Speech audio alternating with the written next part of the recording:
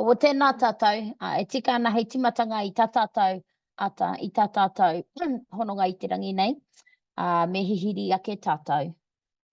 Mānawa mai e te rangi e tū nei, mānawa mai e te papa I raro nei, mānawa mai e a ngā mākuru o te rangi o te whenua, ko tō manawa, ko tōku manawa ka whakairia ki kirunga, kia wātea, kia māma, kaupare hianga hau ki no te wā, whano hianga ukawa ki waho, whano mai ngā aureka ki roto, kia turuturu o uta, kia turuturu o tai, whano, hara mai te toki, haumi e, hui e, kai ki e. Tuatahi, me mihi ka tika, ki o tātou, taringa, ki o tātou kanohi, whararau mai, I wainganui I a tātou, mo tēnei kaupapa o Practice Foundation. Tēnei te mihi atu ki a koutou, ko whai wāhi atu, te noho tahi, te wānanga tahi, te whakarongo ki ngā kōrero, tēnā, nau mai, haere mai, kia tau ngā manaakitanga o te wāhi ngaro ki runga I a tātou katoa. Kātahi kārua, me mihi ka tika ki ngā mate o huhua o te wā, rātou, kia rātou, rātou ko huri whakaero atu, haere whakangaro atu rā. Huri noa ki a tātou, e mihi ana, he whakamohio atu ki a koutou, ko ai tēnei, my name is Elizabeth Motu, I work for Healthy Families, but it's a privilege of mine to co-host this kaupapa of Practice Foundation with you all. I just wanted to also mention to and introduce you to our team that's continuously grasping this kaupapa so that we're able to put all our kaupapa out there for those that are listening and those that want to learn and hear more. So we have Penny Hagan, Lee Ryan, Jess and Kelly from the CoLab who our hapai o, if it wasn't for them then this kaupapa wouldn't be, wouldn't exist. So to those that continuously do all the mahi in the background, e mihi ana ki a koutou e homa. For your information, we also have, I'll be co-hosting today myself alongside Dr. Debbie Goodwin, who will introduce shortly too. But just so that I can acknowledge e mihi ana ki a koe Debbie, I te mea ko koe tētahi e kaha āki ana I ngā kaupapa putanoa I tō tātou rohe motu e mihi ana ki a koe. Ko tāua I te rangi nei, hei kaiarahi I te kaupapa I tata nei, e mihi ana. So Debbie and I will direct the conversations when needed. E mihi ana kia tātou katoa. So welcome to everyone that's joined us this morning. For those that, if you didn't catch, if you could please make sure that your name and your organisation is present and showing on your bar below so that we're able to address you.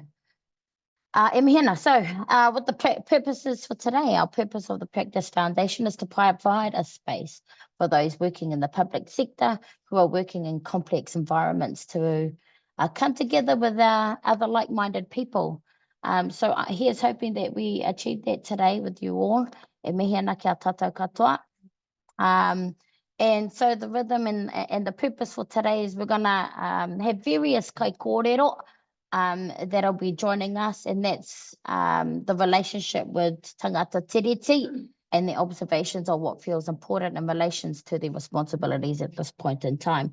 We'll introduce you now to, we have Darryn Ooi, Dr. Debbie Goodwin and Dr. Alex Barnes that will give you some kōrero about Tangata Tiriti. So we'll hear from them if they want to introduce themselves. And so we will go in and out through conversations and sharing kōrero about Tangata Tiriti. From there, time pending, We hope also to open up some space for pātai for wider discussion as we close out of our sessions as well. Heaps to cover here. It's whānau. This could be a week-long wānanga. You know, because the kaupapa itself of Tangata Tiriti and how we resonate with that, we could talk all day, all week, all month, because those kaupapa, are the things that everyone's hungry for, I guess. And saying that, we probably want to, we say a pipi dive, but for those that don't get the tides right, the pipi, it's a pipi dive. However, we take some kōrero from the Whanaungatanga mata and into this kaupapa, and we've got more to get into to follow in the future session. But however, we're just going to hand it over, go into our breakout or whakawhanaungatanga session. In the meantime, I'm going to hand it over to Alex for him to introduce what the whanaungatanga pātai will be if we want to have a kōrero about. Tēnā koe te whanaunga mihi ana ki a koe, Alex.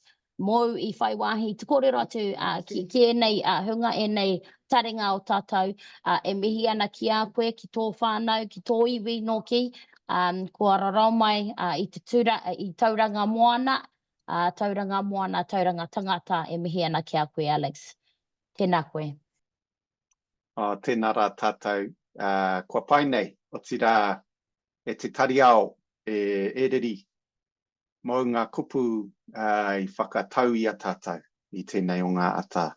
O tira e te tuahine te whanaunga, o te nota e mihi kawana ki a koe, o tira tātou kua whai wāhine ki tō tātou nei wānanga. Tēnā rā tātou, beautiful, beautiful, beautiful. Lovely to be here. So, you know, we got to warm up. We got to warm up. This, as Riri was saying, this is complicated stuff. So let's just kind of take some time to warm up and get a vibe. So the question we want you to consider when you go out into your breakout rooms is this one. And we'll put it in the chat maybe too. My hapai o could put it in the chat. What makes for a mutually beneficial relationship? What makes for a mutually beneficial relationship? Now that can be in your personal life, that can be in your professional life, just in your human existence, you know? So that's what we'll be doing while you're in your breakout. So just have a bit of a marination on that. What makes for a mutually beneficial relationship? Ka nui tērā pēr e riri, ka hoki atu ki a koe, hoki te rākau ki a koe e hoa? Tēnā koe, tēnā koe. So we're going to put you all into a breakout room. You have 10 minutes to discuss what makes for a mutual beneficial relationship. We discuss there's no right or wrong answer. It's sharing, and this is a way for us to use it as a whakawhanaungatanga, pātai, I guess. So, whake koutou ki o koutou rōpū, ohu, hei kōrero tahi, hei wānanga tahi. Tēnā koe mai, hoki mai ki tēnei kohanga o tātai. Welcome back, Ting. Right, everyone's back. Well, one seems to be back. No mai hoki mai ki tēnei kohanga o tātai. Here's hoping that everyone had an awesome conversation with each other and I got a sense of connection with each other. Now what we're going to do is we're just going to go through and introduce you to our special guest, our manuhiri for the day. We have Dr Debbie Goodwin, he Tūhoe, he Whakatōhea, he Ngāi Pākehā o Ngāi iwi, e mihi ana ki a koe Debbie. And then we're going to go through with Debbie and Darryn. Alex and Darryn. So kua atu ki a koe Debbie, mihi ana. Kia ora koutou katoa. Ai, he uri tēnei no Tūhoe no Whakatōhea no Ngāi Pākehā, e tipu aki a hau I tāne atua, engari kei Kiriroa, e noho ana au I nai nei. So I'm hailing from Kiriroa today. This is where I live and work and have done so for a long time as an evaluator across the motu. But I grew up in Tāne Atua and I'm really pleased to be here today to have a kōrero with our mates, Alex and Darryn, and with you all today. Good to see everyone on board and nice to see some old faces as well. Kia ora. I'll pass you over to Alex to introduce himself. Kia ora tātou. Thank you, Debbie. Hi, everybody. Lovely to be here. Yeah, I grew up here in Tauranga Moana. I raro I ngā manaakitanga o ngā iwi o Ngāi Tirangi Nui, me Ngāti Pukenga. So anyone out from Tauranga Moana, what up? I'm a father of almost 4-year-old and I identify as Pākehā. You know, got all the people in Europe still figuring all of that out. And I work in Te Tiriti education. Been doing that for about 25 years. And yeah, what else? And I also do work with a Māori organisation called Tupuora. So yeah, I'm just excited to be here. So thank you all for making the time. And now I'm going to pass it over to my guy, Darryn. Tēnā koe e te hoa. Kia ora, Alex. Morena nā koutou. I want to just acknowledge what Alex has already said and Debbie have already said, and Tiriti as well. It's real privilege to be here with you all and seeing some familiar faces and some friends as well, and a lot of new faces. So, morena everyone. Just a bit about me. I'm calling in from the east of Tāmaki, Makaurau, and Botany Downs, and my whakapapa takes me back to the south of China and Fujian and Guangdong, and my ancestors then moved to Malaysia, and my parents moved here in 1988. I was born and raised in Auckland. I spent a bit of time in Wellington for uni. I worked for a couple of years, and then moved back up to Tāmaki. I currently do a lot of work in the Tiriti education space as well, and that's how I know Alex. I also do some other work with a group called the Asian Legal Network, a volunteer group around advocating for Asian issues and ensuring we do that through Te Tiriti o Waitangi as well. And also have some involvement with the Rōpū Asian Sporting Tino Rangatiratanga. So yeah, it's a real privilege to be here. I'm not wearing any of those hats today, but drawing on those different experiences and talking to you all today. So yeah, thanks very much, everyone. And yeah, I'll give it back to Debbie. Kia ora. Kia ora, Darryn. Kia ora, Alex. Yeah, it's really awesome to have you guys along today, and we haven't got a lot of time, so we might just cut to the chase and start our kōrero, because today we're talking about Tangata Tiriti, and it's a fairly new term, like for me especially as well, but probably for a lot of us. So we're kind of defining that term as a term that has emerged from kōrero about the rights and responsibilities of tauiwi who have understood Te Tiriti o Waitangi as the first immigration document of Aotearoa New Zealand. So that's what we're talking about today. And before we go into our first question for our esteemed guests today, I was thinking about my own experience of this question, which is, growing up in Aotearoa, was there a catalyst moment of consciousness for you in relation to Te Tiriti? So I'm going to throw that out to you guys soon, but my experience of this is actually quite profound, because the first time I really learnt and heard about Treaty of Waitangi was when I was about 19, and I went to university in the late 80s. And I went back to my father back in Taniatua and I said, do you know anything about the Treaty of Waitangi? And he said to me he didn't. And I had never grown up with any of that kōrero at school, with any of that kōrero in my home. And it was the first time that I learned about Te Tiriti. And that shows the renaissance that was happening at that time in the 80s for us as Māori. And I know that's not everyone's experience, but for me, that was really profound that my father didn't know about it and that we had never been taught it at the time. So that's my experience and the catalyst for me around that. So I'm just going to throw that out to Alex maybe first about, you know, for you, Alex, growing up, was there a catalyst moment of consciousness for you in relation to Te Tiriti? Kia ora. O tēnā koe Debbie, I rā kōrero. Thank you for sharing that. And, you know, I know you are owning that as your own family experience, but it's something that's quite common is, yeah, you know, people not really engaging with Te Tiriti in any real way. until some of those conversations happen at home or you come up against it and you're learning somehow. So tēnā koe kōrero.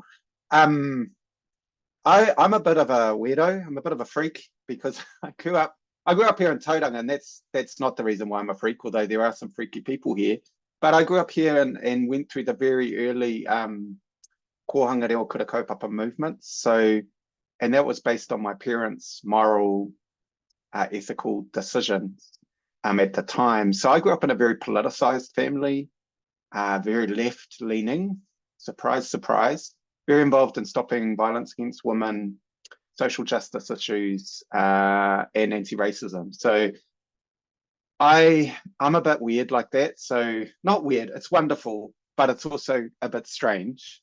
So I came up through the whare kōrero really of kohanga and kura kaupapa in those early 80s, well, mid 80s, early 90s, and then bilingual ed. So Te Tiriti was just part of my life growing up, not so much as a doctrine or as a idea, but the whole notion of Māori and Pākehā hanging was normal to me.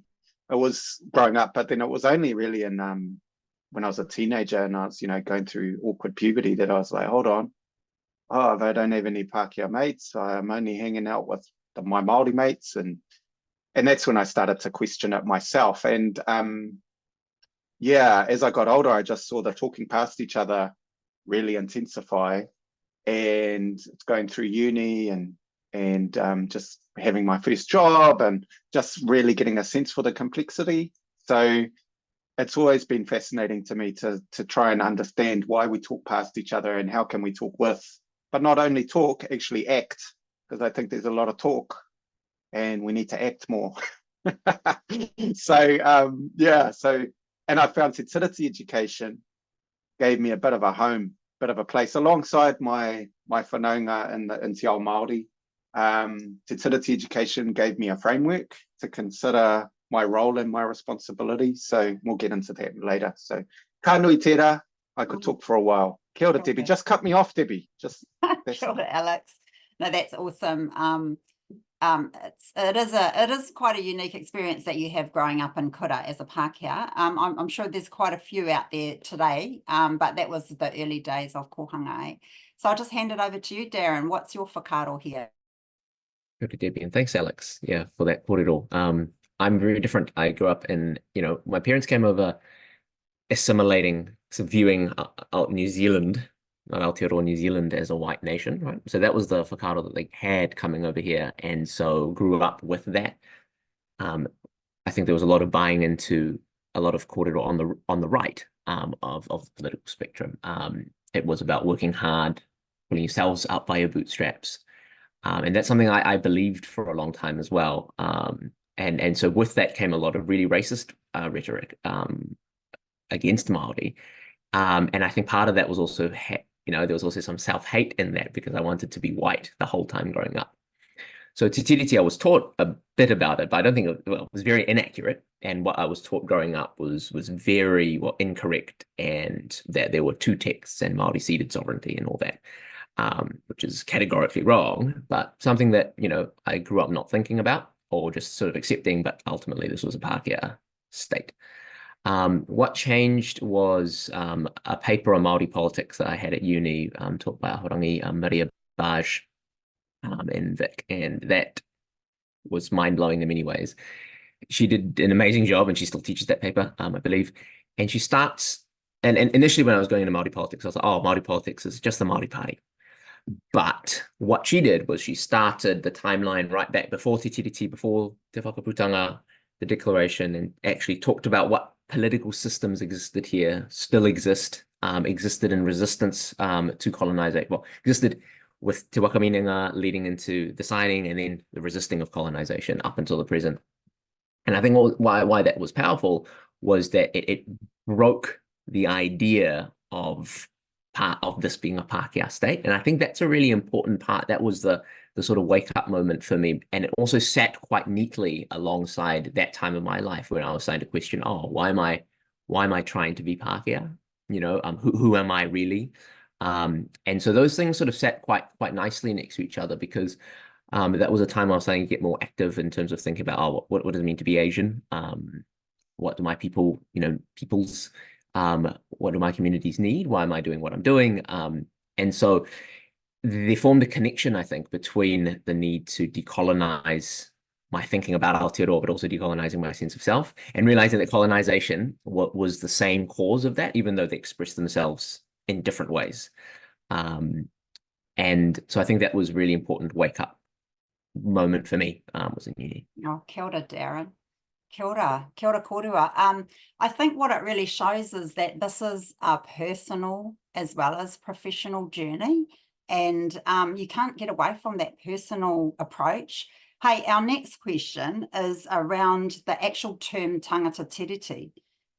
It's a fairly recent term, because I always knew the term tauiwi. So Tangata Tiriti, is it a term that resonates with you, and how?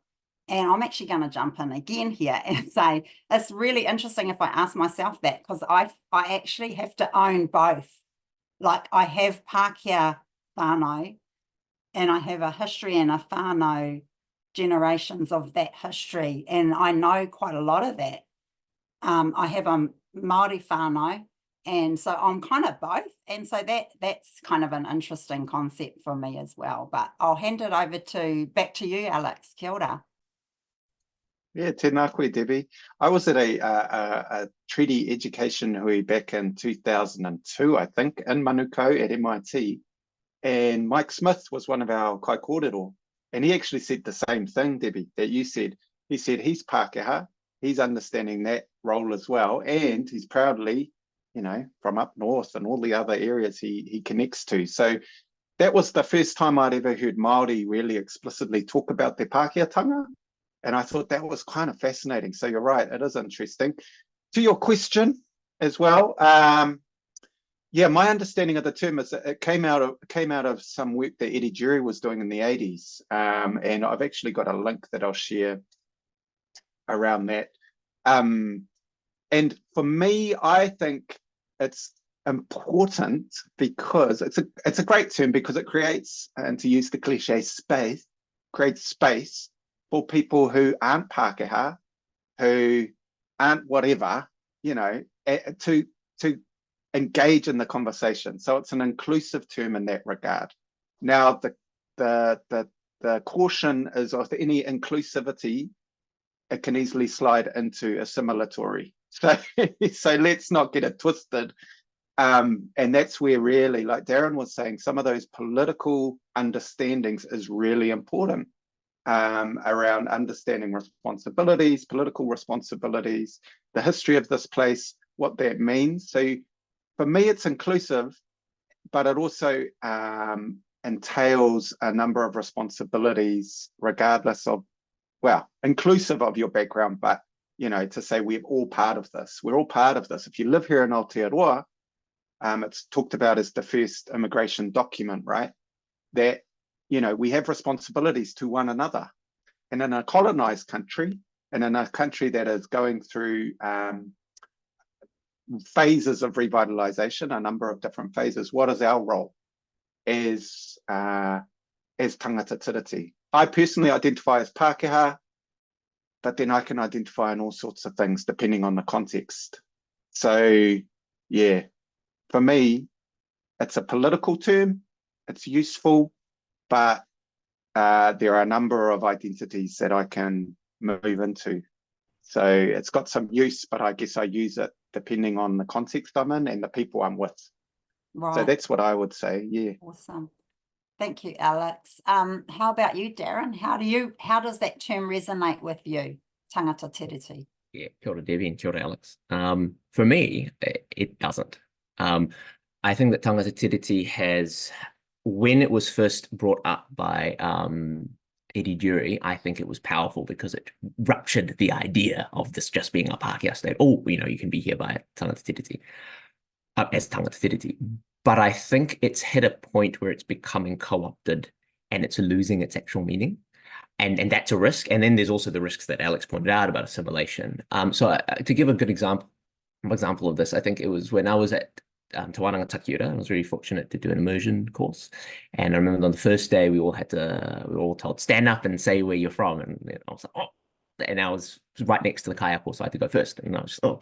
And in that, I mentioned my whakapapa, and then said, oh, hey, Tangata Tiriti aho. And you sort of get all these nods from everyone. And I sat down. I was like, oh, cool.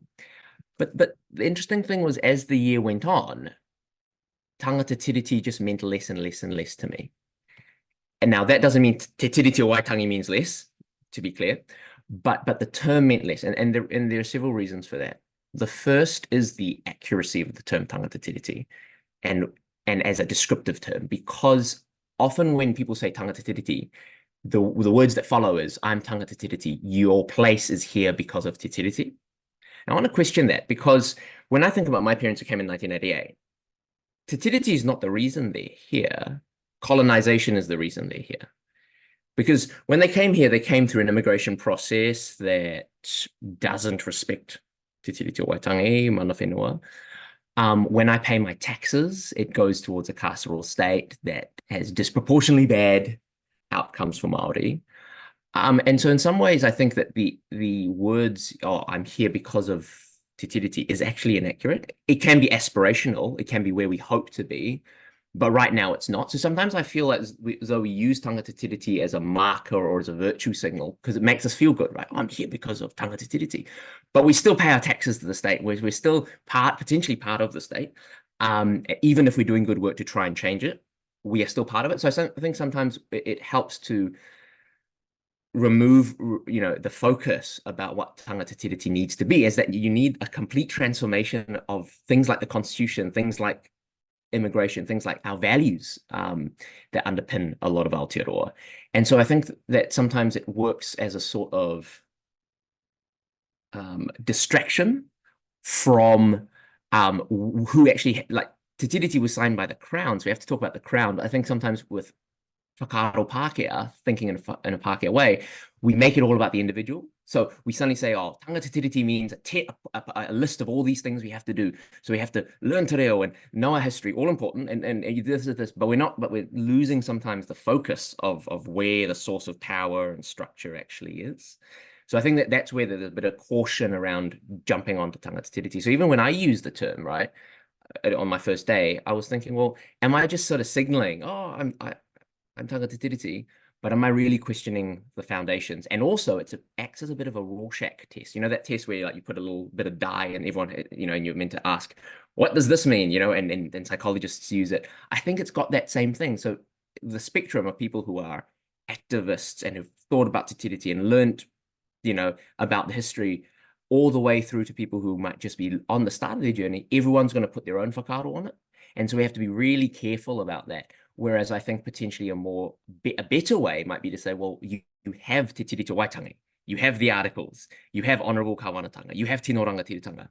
Go back to that and just honour that. And I think that would clear things up a lot more than a big whakaro about Tangata Tirititanga. Yeah. Oh. There's also a lot about how it can be very Pākehā, but we'll leave that for another time because that's a very, very big kōrero, and I've spoken enough. Kia ora. Oh, kia ora, Darryn. Thanks for summarising that at the end, because I was like, what is he going on about here? But no, that's really great. Just before we go into a breakout soon, just, I guess, to wrap up this little short as kōrero, on a big kaupapa, can you kind of leave the audience with something about what you see as important to hold on to? What are your thoughts around that? What's your advice around that? What would you hold on to? Alex, do you want to go first? Yeah, pai. Awesome kōrero, Darryn. Love it. Love it. I guess when I saw that question, I thought, okay, what am I holding on to? But what am I letting go? Right? What am I letting go of as well? That's where I was going. And I was thinking, how am I letting go of power and control? How am I letting go of certainty? Because when I'm working with Māori and non-Māori around these issues, there's a whole lot of uncertainty there. So for me, it's about being aware of how I want to just control and know what's going on. And often I can't, that's out of my control. So I guess what I hold on to in that regard is a solid sense of self, and a solid understanding that I'm here because I can see the injustice, I can see how that's played out, and I have a role in addressing that. And so kind of what Darryn was saying, like you can have all these terms and stuff, but they're only useful, well, my interpretation is they're only useful when they're given practice. So what I'm seeing as a really important point for Pākehā anyway, I'll speak to my own, is we like to do a lot of talking about stuff, and I've been speaking with different people about this. We'd like to talk and like Darryn was saying, learn the reo and do some things because it's graspable, which is great. And we also need to look at how we take responsibility and are accountable for the injustices we're seeing, particularly given this current administration. How are we organising? How are we challenging? How are we stepping up and saying we can do better? We know we can do better. Let's do better. Māori aren't going anywhere. Tauiwi, Pākehā, Tangata Tiriti, te mea, te mea, te mea. You know, we've got to do better. So I guess I'm thinking about what are we holding on to, creating new forms of accountability, whether that professionally, ensuring that we're checking that what we're doing is socially, culturally just, politically just, in line with Te Tiriti articles, and also letting go of the need to control. That to me is a release of power and control because it's set in one place. And so that's a power analysis that I think we need to let go of. Awesome. Yeah. Oh, kia ora, Alex. That's awesome. And last words from you, Darryn, today. What would you suggest? What are you holding on to? Yeah, this one's a hard one. I talked quite a lot of what Alex has said. There's a question of privilege and power, and there's lots that I've been privileged with, you know, in the system. That being said, it is still a Pākehā system, and it's a really interesting sort of positionality that people who are not Pākehā, who are not Māori, sort of sit in. And so when I think about holding on, like I wonder also about holding on, but less holding on so much, but rediscovering histories that we actually don't know about and our own whakapapa. For instance, there are fascinating stories that people like Moana Jackson and groups like ASTA, Asian Sporting Team Rangatira, have looked into stories of solidarities between Asian peoples and tangata whenua, you know, even pre-Te Tiriti. And what does that mean about our sense of place here, or who are we, so that we're not assimilating into Te Pākehā? And looking back there, because I think those things can be very disruptive to the settler colonial state. And I'm also conscious to maybe as a question to Pākehā working in the space, how do you make sure that in your work you're not also dividing and conquering between tangata whenua and newcomers who are not part, you know, or people who've been here but are not Pākehā, who are tauiwi but not Pākehā. Because that I think is a core, particularly in the public sector, a question of honourable governance. How can you be honourable if, and I've seen this with some of my mates, right? Working in the space, one specific example is funding. And so there are times when certain ministries that I know of sort of lump all diversity funding into one, right? So if there are three groups that were specifically Māori group, Pacifica group, quote unquote, and Asian group. Now, one of the Kōrero that came out of the Asian group was, oh, we need to get in our funding application really quick so that we can get priority in the funding. I was like, whoa. Taiho, wait a minute.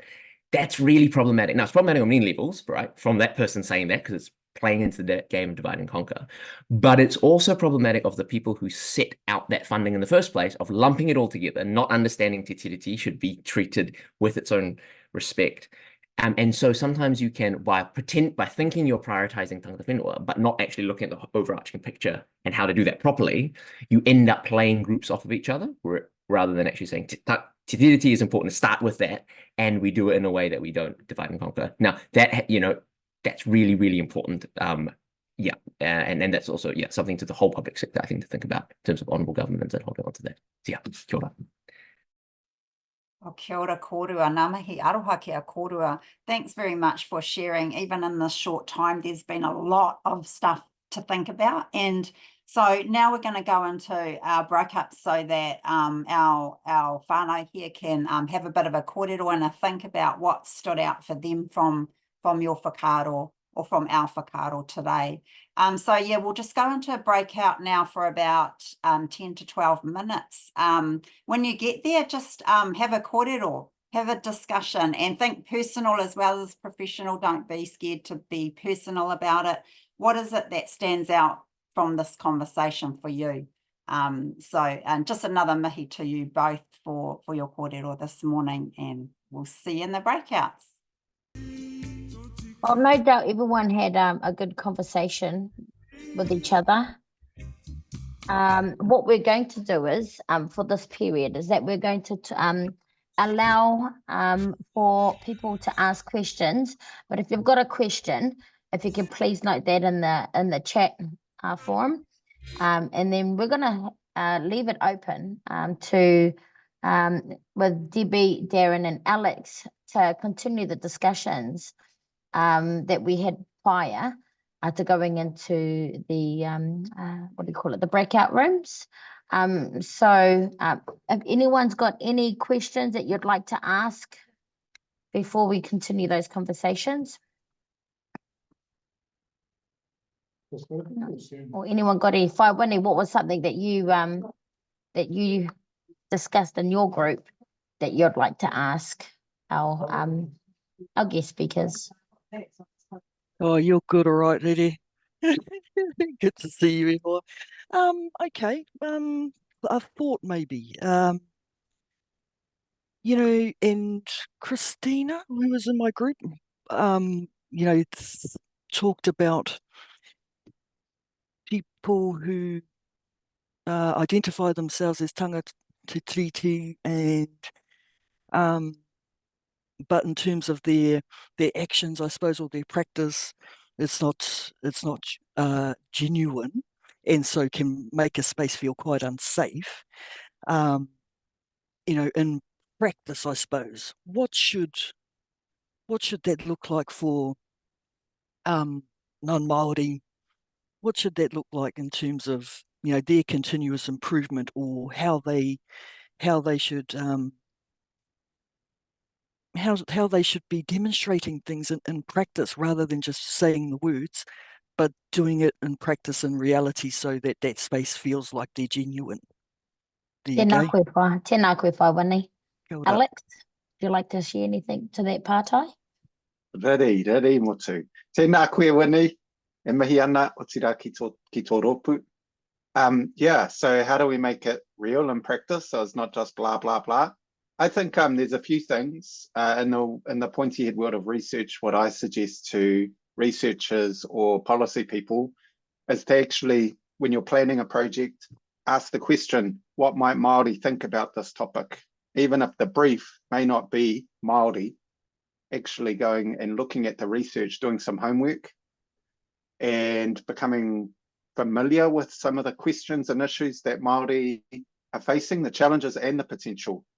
Not to just get stuck in the negative statistics game, but to look at the innovation, the challenge, the resistance, the reclamation that's going on in a number of Māori communities. So that's what I tend to say, but that's at a written level, that's at a pointy head level. At a personal level, that's a whole nother question, and I'm going to pass that over to Darryn.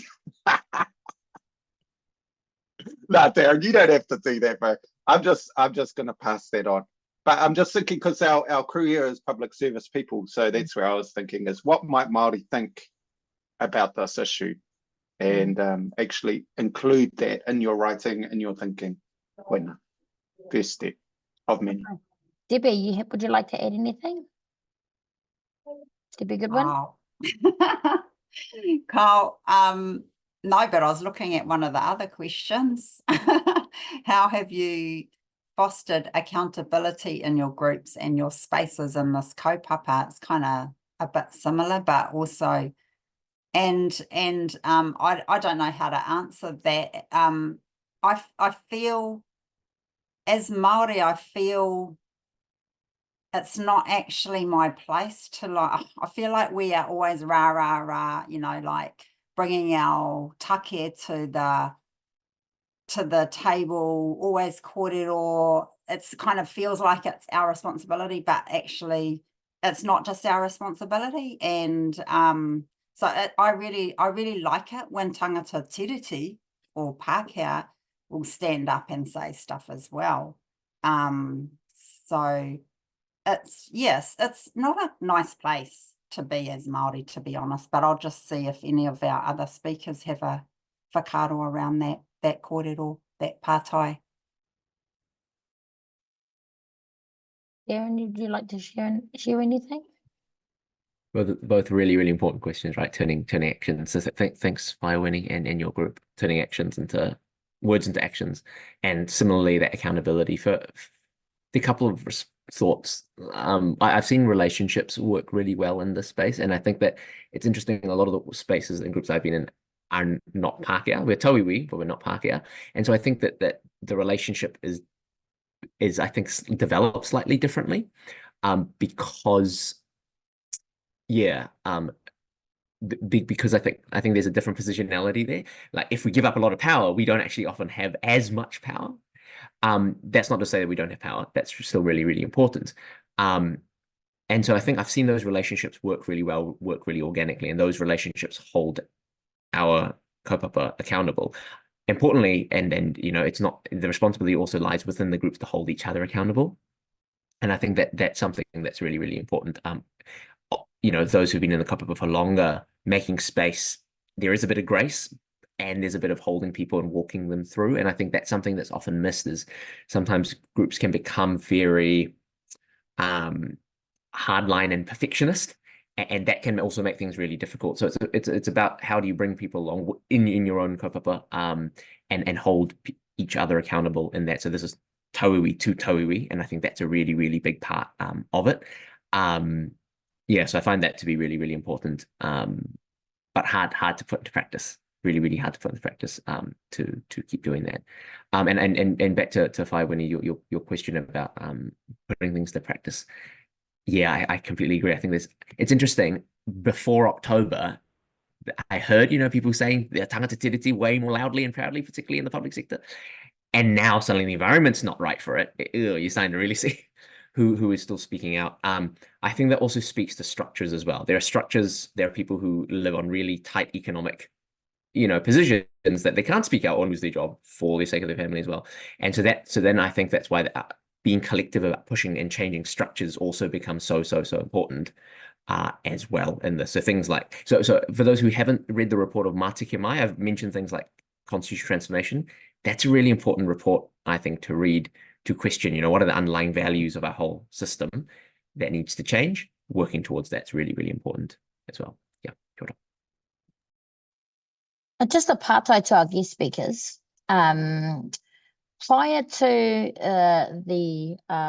what do you call it, the name of Tangata Tiriti, what did you identify as, or what were what was the kōrero or the slogans that you used to identify? Well, I identified as Pākehā, and then there's a whole lot of other terms that I don't use, but yeah, mainly Pākehā. Yeah, but it's a good question. Yeah, I still identify as Pākehā, really. It's just because I feel that's just me, but I get the Tangata Tiriti position when. Yeah, I still say I'm tauiwi, and specifically from Asia, from China, and connections to Malaysia. Yeah, and I often try and say that, and then afterwards say, you know, what I think about Te Tiriti, the importance of honouring Te Tiriti and supporting Te Rangatiratanga. Yeah, and going on from there. Yeah. That's actually a really good point, because I say I'm Pākehā, but depending on who I'm talking to and the theme of why I'm gathering, so I often speak about my connections to Te Ao Māori, not to be Māori, to claim Pākehatanga, but also to claim the relationships that are there. A lot of up here, we need to remember the head is a lovely and a dangerous place. I find what hits is here. So there's a bit of, some might say, spiritual work that my Pākehās have to go through, I think, to understand the fullness of our identities. Yeah. Sorry, can I also add one more thing? That's a perfect reminder from Alex. And I've heard this kōrero before about, you know, sometimes when it comes to pepeha and how we connect, the Pākehā whakaro is what's my like 3 things I have to say, and you keep it very static, whereas it changes depending on the context. And that hit really to me when I was at a tangi in Tūhoe, and through chance, me and a couple other people had to speak. And it was interesting because it was at that point where the person, where some friends who, from the marae had said, oh, just make your connection to the tūpapaku. Introduce yourself, but make your connections to him and his whānau. And it was there that I'd thought about it, but it became really real. I can't stand up in Tūhoe and say, oh, he Tangata Tiriti. Ngā te mea kāre e Waitohu Tūhoe. They didn't sign. And I think that's another question of when you think about Te Tiriti, well, actually, he whakaputanga in its original form about hapu rangatiratanga, iwi rangatiratanga. Tangata Tiriti sort of breaks down when you're in a place that never signed. And that I think is a really important question then, is what is your relationship then to the particular place? Is it actually just mana whenua extending the tino rangatiratanga to allow you to come on? And that's actually very, very important and the starting point of your belonging. So again, changing depending on where you are is really important in order to honor particular, rangatiratanga of that particular hapu or iwi, rather than just assuming, oh, I'm Tangata Tiriti and that allows me access to everywhere in Aotearoa, which it doesn't quite do and should, change our thinking. So yeah, I really, agree with Alex's point. You actually have to think about your relationships and how you introduce yourselves depending where you are across the motu. Yeah, and that's hard. That's a complex thing, eh, Darryn? Like, that's a good example, bro, going into Tūhoe land, because I've been in meetings where, and I felt it was awkward, but in a meeting, we're having a hui, it's about Māori and education, and the ministry person turns up late, who knows what's going on for you. And then she says, oh, kia ora everybody. And she's obviously been learning her pepeha through work. And she just kind of interrupts the whole meeting and starts with her pepeha. And I'm like, it just didn't read the room. Like, it was just kind of awkward and weird. And we're just like, oh yeah, cool. But there's just this fluidness. And with te reo and tikanga that you learn, I'm still learning. So there comes a confidence level where you adapt. So Darryn, you adapted, in Tūhoe, through listening and talking with your people. You adapted what you said and your political understanding. But I feel for what I'm trying to say is it can be confusing because you learn, like you were saying too, Darryn, your pepeha has a certain thing, but it can, coming back to that idea of static, it can just be dry and no vibe and not necessarily the right place. So what I say, well, there's a number of things you could do, but just find your feet first, and you might not do your pepeha, but you might, refer to the kōrero in the group, or use a whakatauki, or find something that is relevant, because sometimes Pākehā problematics and potential is what I call it, but that's a whole nother workshop. I would like to add to that, because even as Māori, going back home and stuff, we always make mistakes as well. So I actually learn a lot from making mistakes. So don't feel too afraid that you might have just done something that wasn't tika or wasn't quite right. Because I think we have to keep supporting each other as well. To we have to be kind to each other in terms of us people trying to connect and to do the right thing. So yeah, I just encourage people, because even as Māori going back, I know that there have been some mistakes on the marae when we go back home to tangi or hui or whatever, and you only learn from doing, so just keep doing. And this is, I think, part of colonization, where we're pulling together fragments, It's fragmented. We're in processes of development and iteration constantly. So it's going to change because we're all a bit out of it sometimes. Things are unsettled. So yeah, tēnā koe, Debbie, because I think that's very, every tangi I've been to has always been different. Follow some similar protocols, but depending on who's doing the do, there's never a formula. Mute. Can I just ask one more question? And it might be relevant, it might not be relevant, but and it might be for everyone, but if I can get maybe some insights from our 4 guest speakers, is what is your koha to Te Whakaputanga or Te Tiriti? What is our koha to either or? If anyone would like to share anything.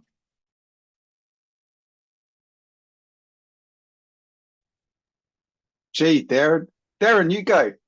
Darryn. You've Oh, been in this work longer, Alex. oh, shut up.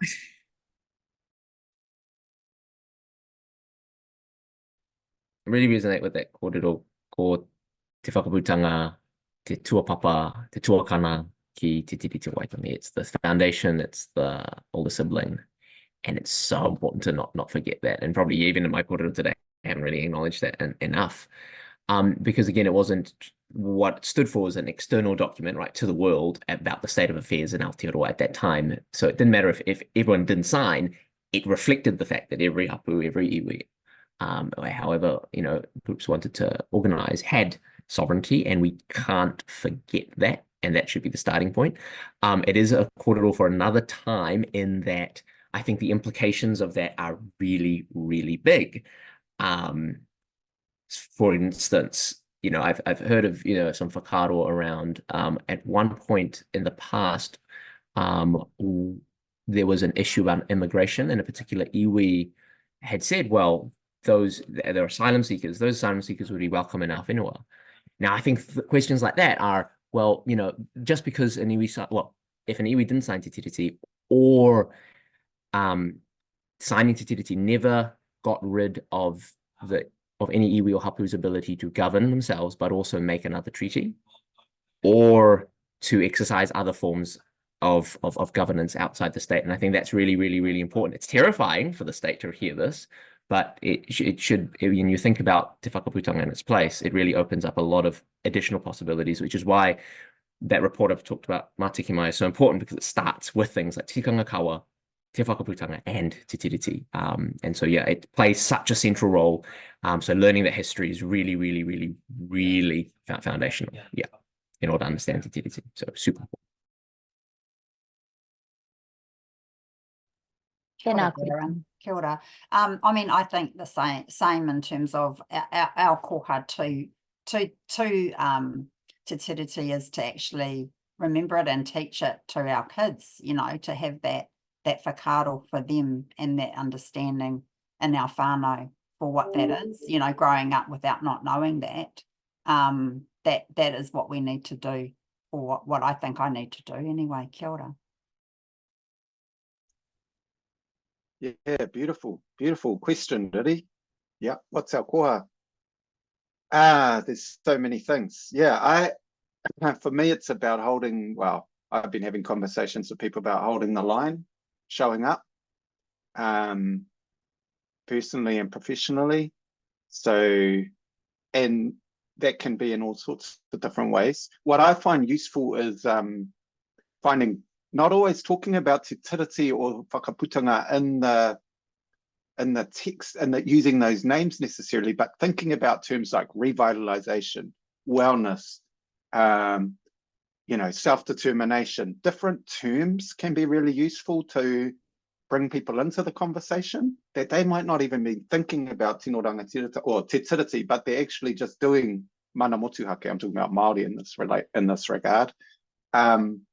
So I'm always trying to broaden the vocab that is in action, I guess.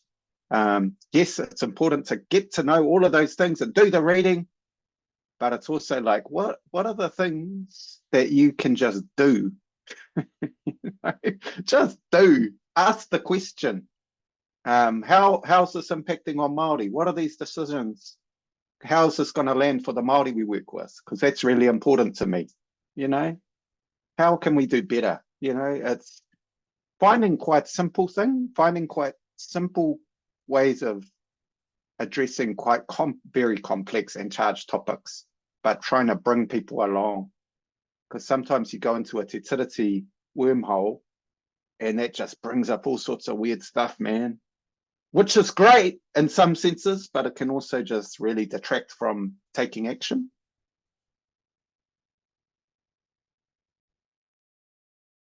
Tēnā rā tātou katoa. Well, tuata, e mihi ana. E mihi ana ki o tātou Kaikōrero i te ata nei. I whakapuaki i o koutou, wheako i o koutou, āhuatanga i roto i tō koutou tai ao, i roto i Aotearoa. E mihi ana ki toko whā, i whai wāhi i te rangi nei ki te kōrero tahi ki te wānanga tahi nō reira. E mihi ana ki a koe Alex, Darryn, Debbie, me kore ko koutou, e kore tātou e kōrero mo te paenga o te tiriti o te whakaputanga i hainatia o tātou tupuna e hia nei tau ki muri. Anō reira, e mihi ana, e mihi ana, e mihi ana kia koutou katoa. E mihi ana kia tātou katoa. Thank you very much. I just wanted to acknowledge Debbie, Alex and Darryn for sharing such rich kōrero and sharing your experiences with us all, in the hopes that it sparks either memories or conversations to challenge the status quo, and in the hopes that it makes us more aware that the system doesn't work for us. And so how do we challenge that, and how do we fix that to make it all work for us for a brighter future? So yeah, thank you very much for that. Our next kaupapa that we have is in another month's time, but I just wanted to let those that are joined us here today that we have a video, and our resources will be available on the website shortly after. But once again, I know we're short for time, but I just wanted to acknowledge everyone for jumping on and being great still in our communities, and challenging that status quo. So e mihi ana, hei whakakapi ake i tā tātou wahanga, e mihi ana kia tātou katoa a kopo warahi atu. Kia hihiri ake tātou e hoa maa. Ko te tapu oe nei kōrero ka whakairi ake ki ngā pātu o ia whare. Kia tikina atu anō ai a tōna wā, kia turuturu, kia pūmau, turuturu whakamaua, kia tēnā haumie, huie, tai kie. Tēnā rā koutou. Enjoy the rest of your day.